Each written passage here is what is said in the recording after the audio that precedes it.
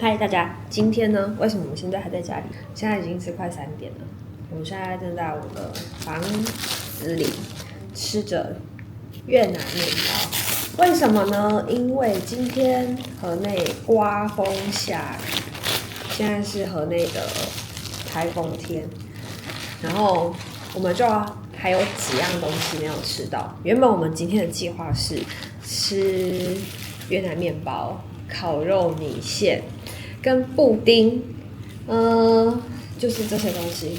我相信一定会有人觉得很困惑，为什么都已经玩到了第3天，然后但是这些基本的东西好像都还没有吃到。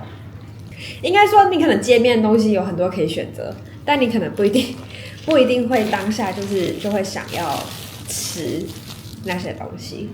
可是呢，就是来这边，你就是还是会想要都吃吃看。好，这是重点。今天因为刮风下雨，然后我刚刚其实外送了一个是越南面包，然后还有烤肉米线跟我还有订一个春卷，然后那个春卷就像台湾的春卷一样，是那种软的那种皮，然后包上虾子跟猪肉。我就想要吃吃看跟台湾的做法有什么不一样。结果除了这一间越南面包之外，其他2间全部都被店家取消了，因为他们找不到外送的人。跟你们说这样多少钱？这个越南面包它其实真的还蛮大的，我自己觉得比在台湾吃到的越南面包还要来得更大。他们就长这样，然后它里面其实料很多。你是吃什么口味？猪肉的。这个是脆皮烧肉的，里面呢它就是有菜，然后有酪梨跟脆皮烧肉，然后跟它的什么烤肉酱之类的，然后我还有再加1颗蛋。你们知道这边加1颗蛋要多少钱吗？要17块台币。台湾的蛋可能还比较便宜一点点。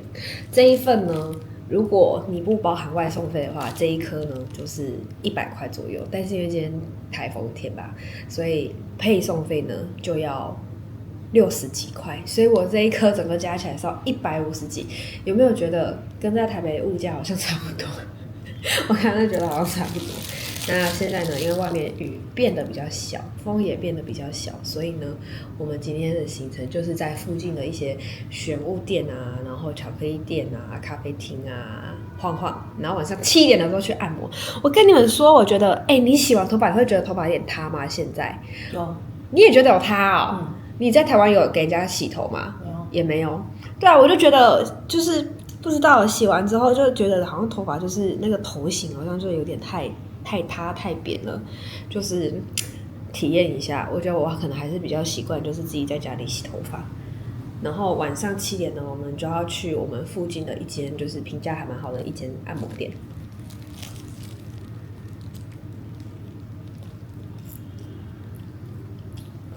我没有吃到你的越南面包，所以我没有办法比较。它的外皮是硬的，至少还听得到声音，非常有嚼劲的面包。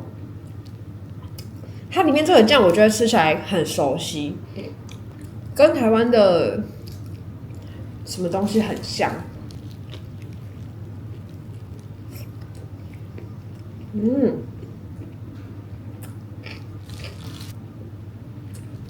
它的猪肉很软嫩耶，而且我觉得加蛋真的是加对了，那个蛋软软的，就会让整体的那个咬下去的感觉又再更湿润一点的那种感觉，好吃。可是呢，牙齿会很硬，嘴巴会很酸，因为面包真的很厚。它的脆皮在这里，它的那个皮，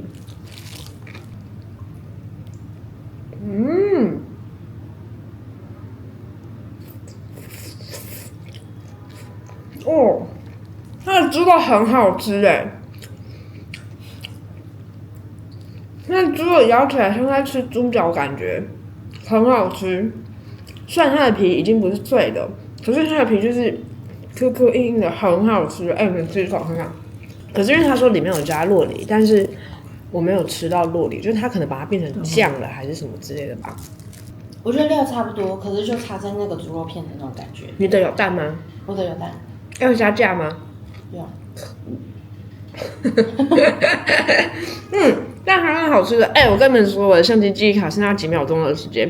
好，今天就先这相机最后一个 part 就录到这边，剩下我就用我的 iPhone 录。大家拜拜。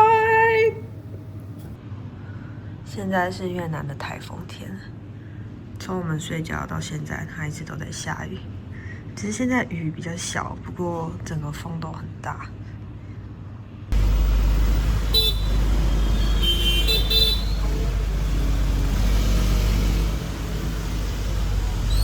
台风天。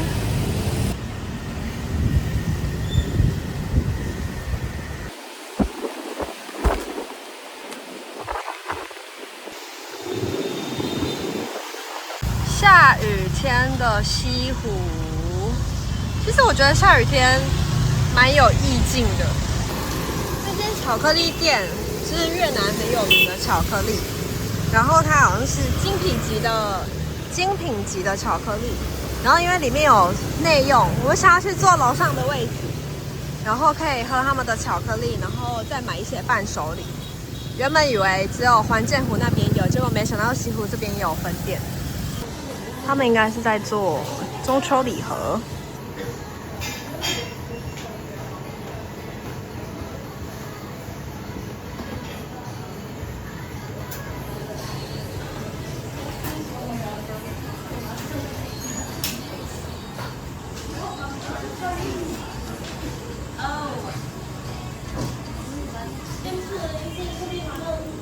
Oh, we got the mooncake sample if you want to try. OK。We got the mandarin, jasmine white chocolate, 嗯。pineapple, and coconut coffee. Oh. You can just take this out. Oh, OK。If you want jasmine, you can just take this out OK，Thank you。and wrap it here. OK。我想要吃马卡龙。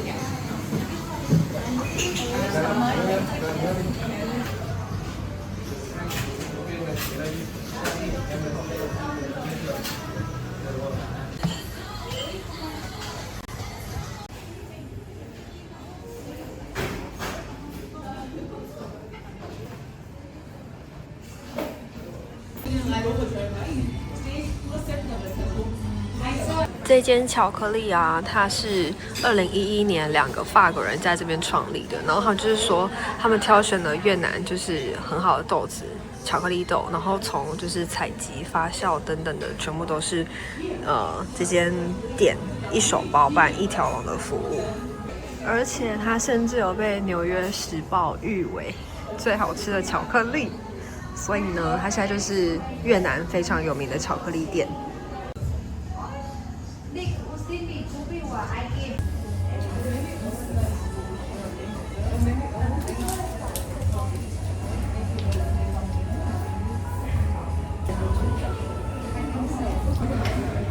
舍不得切开。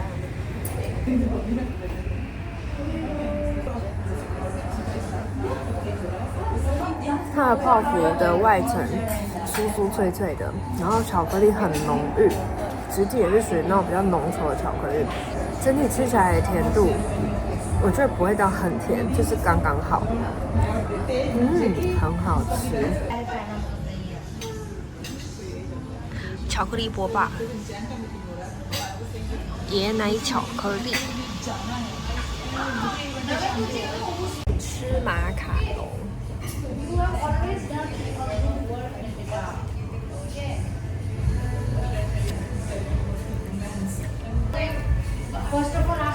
我讲不出来是什么味道，有那种咸咸的味道。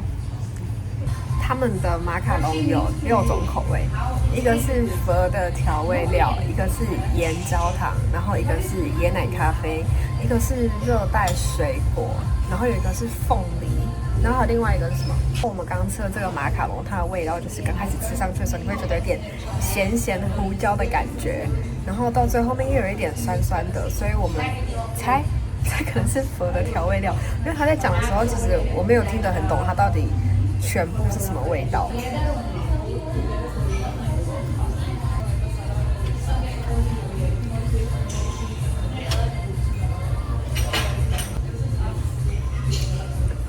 咸焦糖，刚开始吃的时候，我想说，怎么一样是咸咸的味道？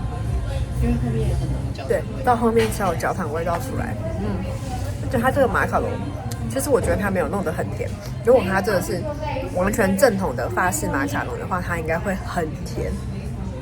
可是这个马卡龙，它的外表就是一层薄薄的酥脆的东西，然后接下来就可以咬到它的馅，所以你就不会觉得它的外壳是很甜的那种外壳。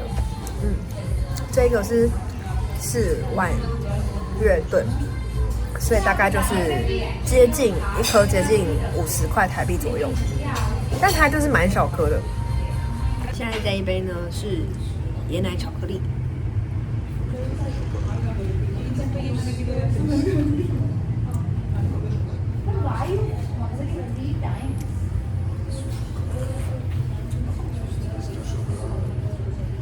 老实说，喝第一口的时候，你会觉得这巧克力可能是坏掉的巧克力。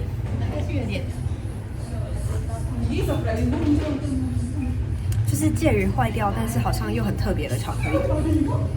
入口的酸味很浓，就是可能跟那个咖啡豆是一样的意思，就是它用的巧克力豆可能是属于比较酸一点的种类，然后它的质地呢又是那种比较浓稠一点的质地。虽然它这杯是冰的，加了超多冰块，可是它的质地就是还是很浓稠。然后椰子味、椰奶味味道还蛮重的，我觉得反而巧克力味没有这么的重。就巧克力是在最后面你快喝完的时候，会从舌尖的酸，然后一直到舌头的后方，你会有巧克力的味道。然后上面又有撒巧克力粉或是肉桂粉之类的，可是会觉得好像有一点没有融合在一起的味道。这个是马芬，这有加热过吗？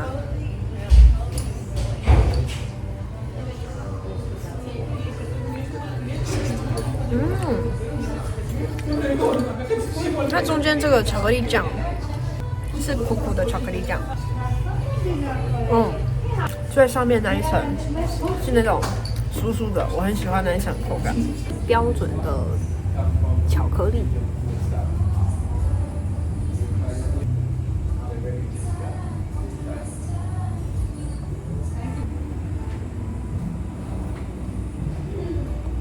我觉得这个巧克力啊，可能我们喝不太惯它的质地，它就是也是这种很浓稠的，然后巧克力的味道也是属于比较酸酸的那种巧克力豆，就是它这个有分层啊，就是上面的奶泡跟下面的巧克力，所以你会喝到2种质地的巧克力，但有点喝不太习惯这个味道。可是说不定这个才是真正比较好的巧克力。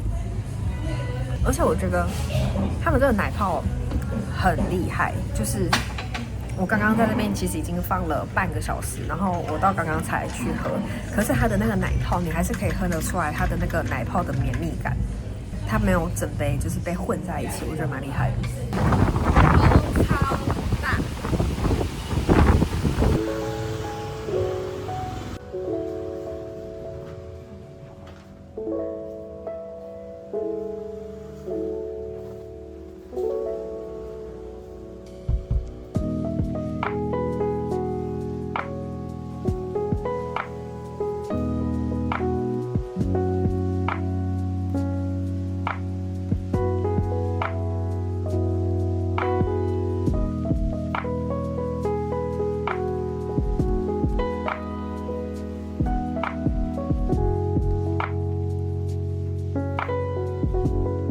我们终于要去按摩了，舒舒服服的结束河内的行程。我们这一区真的都是很多的外国人，因为他们这里的有一些运动中心啊，或是瑜伽，就是感觉比较高档一点的店，大多都是外国人。很大一间。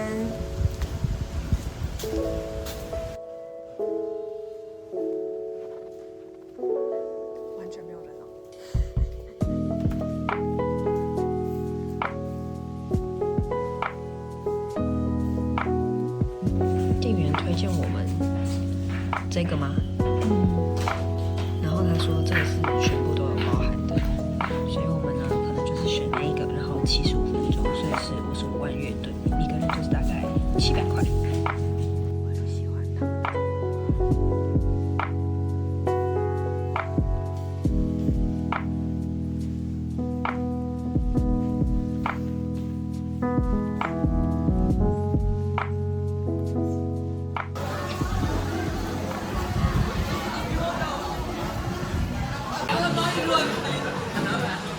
可是要配这个意思的。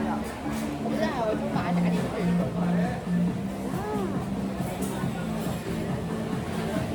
这样配意外蛮好吃的。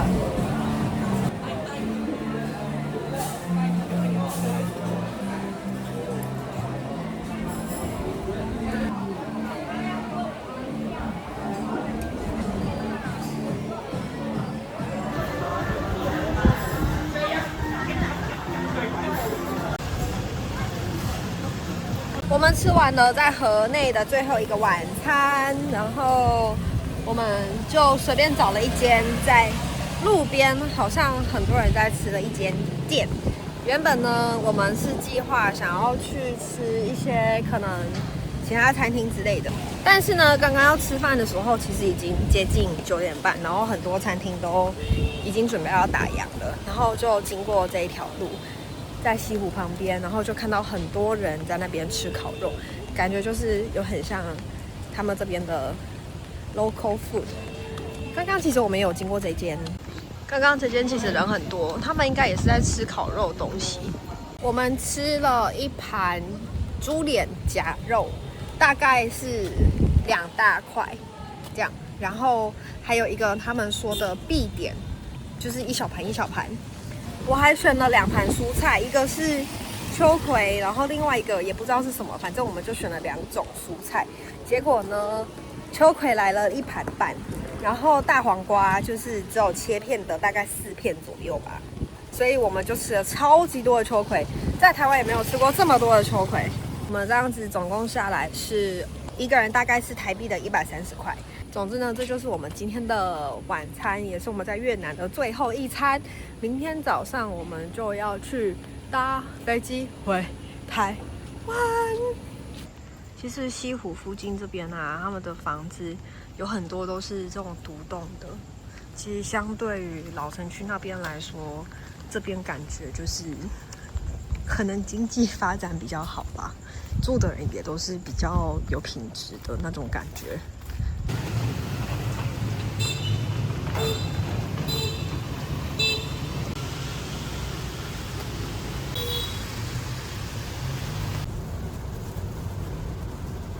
我们现在已经在机场了，然后在入境之前呢，他们的2楼上面是有卖这些伴手礼的。其实我在就是市区里面的时候呢，根本就不知道要买什么，所以如果你也跟我一样的话，我又觉得好像要买一点伴手礼回家的话，在机场这边可以买到。价格的话我不太确定，可是我毕竟有买到比较好。然后他们也有一些编织包，蛮可爱的。他们在机场里面居然是可以抽烟的，真的觉得很夸张。在这里花了2000块，在卖杯星巴克。机场的盒一碗都要200-300块台币，吃不起了。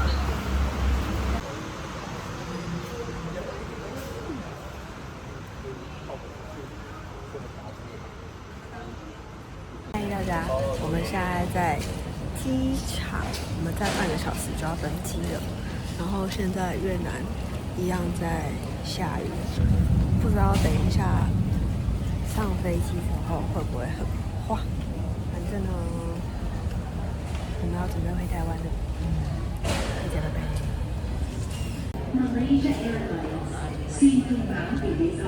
我们的飞机延误了2个小时了，然后航空公司就有给我们餐券，星宇的餐券是美金18块，然后华航的餐券是美金8元，所以我们刚刚买了炸鸡汉堡。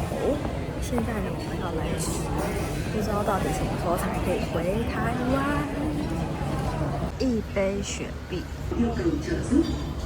起司汉堡、鸡块、薯条跟一个蛋挞。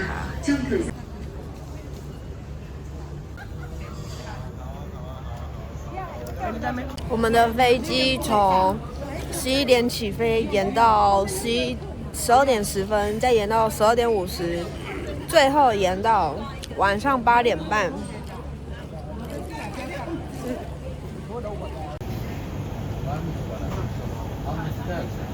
机场的餐真的很贵。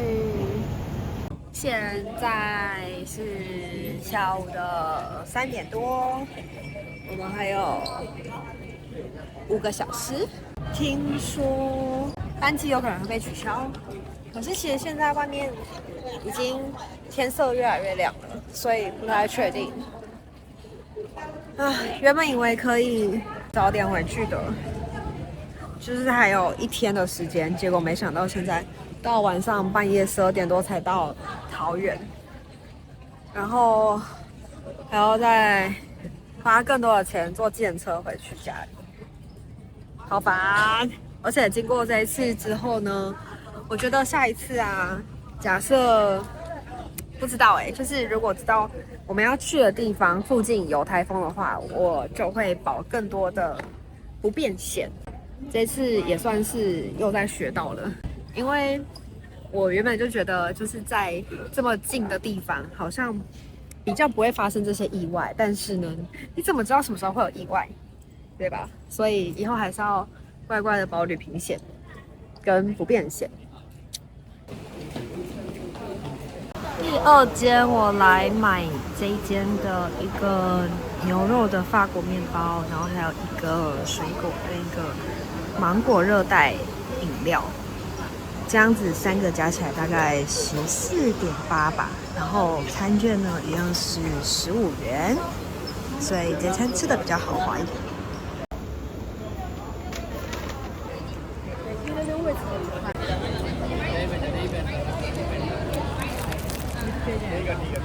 现在是晚上的8点半，我们原本预计晚上的8点55分要飞，结果现在呢又延迟到了晚上的10点半才能飞，所以回到台湾呢已经凌晨2点了。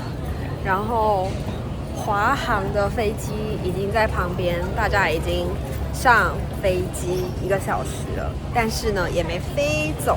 可是现在外面就是没有什么下雨，但就是很多地方的飞机好像都没有起飞，都延迟在他们原本的那个飞机场、机场，很辛苦，真的很辛苦，皮肤都出油了。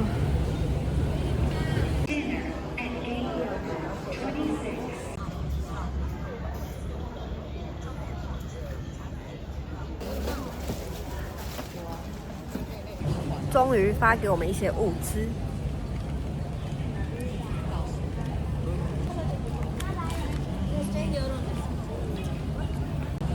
这好吃多了。大家都在看星宇航空降落了没？终于可以登机了，终于准备要登机了。现在是晚上的越南时间10点35分。登机时间又变成11点10分了。因为班机延误造成的时间上跟财产的损害，不应归咎于消费者。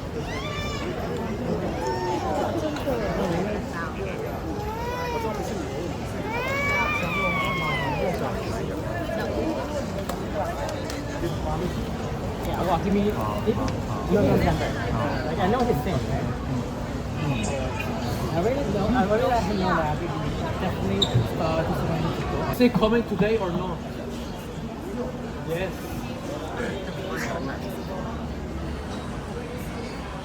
So you need to contact your headquarters to let us know what's your final decision. Not just tell us, oh, you are doing your best. Not your best, okay? So shut up. Not your best. But you need to contact your headquarters. Then what's the response? Why? 我们希望休息，安排我们休息。一箱水都没有。然后你给我们的餐券是到5点开，然后后面我们全部都挨着饿，在这边等。那我们要吃什么？没关系，所以不要平常。因为我是在讲我自己的经验，好呗 ，OK。然后呢，我也想要帮你们申请，但是呢，因为这个理由我比较薄弱，以我以往的经验我没有办法，所以呢，我等一下会乖乖的去登机，因为我不想要负担回去的自己的机票。那他所答应的给你们的住宿，他也没有含那个接送啊。艰辛的旅程，我们在机场又等了一天，超过12个小时，然后中间又有点混乱。我们现在就是先上飞机了。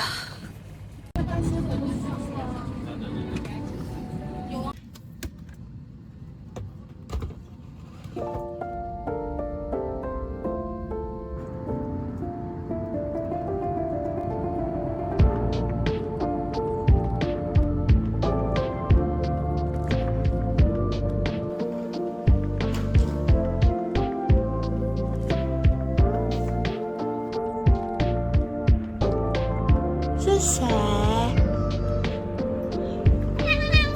宝宝，妈妈回来了！你怎么变小狐狸了，宝宝？哎呦，太困了！你知道妈妈爱你吗，宝贝？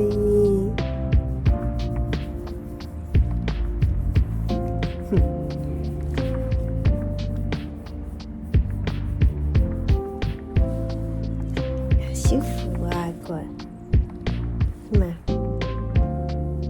宝，毛脏脏啊，毛脏脏啊。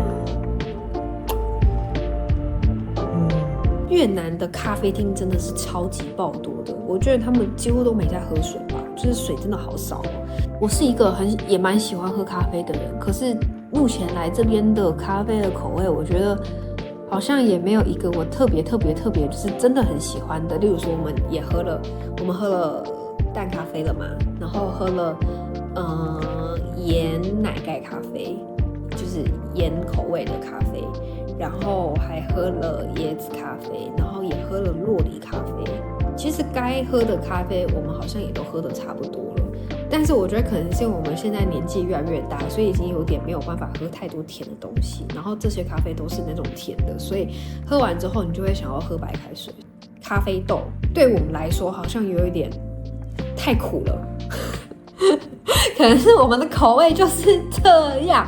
然后他们很有名的那个巧克力店的巧克力的口味也是对我来说也是有一点酸的啊，所以我觉得整体来说来过越南之后就发现想象中的那个口味可能跟我自己现在这个口味可能就是有一点不太 match。 我还记得在我上一支在杭州的影片下面就有人分享，就有人留言说以中国来说好了，他们就是可能东南西北口味就是完全不一样。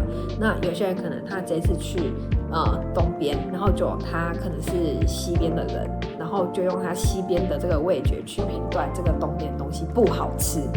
可是呢，我觉得我们在网络上分享就是一个很主观的一个，就是自己个人的感受，并不是说这个东西不好吃，而是我们在分享说这个东西的口味跟我们平常吃的口味其实不太一样。这也没有什么对或错，但是这对我来说就是我就觉得它过于苦，这个东西就过于酸。可是如果我这样分享出来之后，有些人他就是喜欢苦的味道，有些人就喜欢酸的味道，那他们也许就会很喜欢吃。所以我那时候看到的时候，我就想说就是好像讲话就是本来你在大公众的平台讲话，你可能多多少少你就是要注意一下，除非你有那种被讨厌的勇气。是我们昨天在环建湖附近，然后我们要坐车回来的时候，我们其实用 Grab 叫了一台车了，那边人很多，然后车子也很多，然后也没有办法停得很久，突然就是被一个人就突然拦上去。可是那个也是我们的问题，是我们没有把整个车牌的车号全部看得很清楚，我们只有看到前面的3个字是一样的，所以我们就上去了。上去之后我就觉得怎么这个司机感觉比照片还要更胖。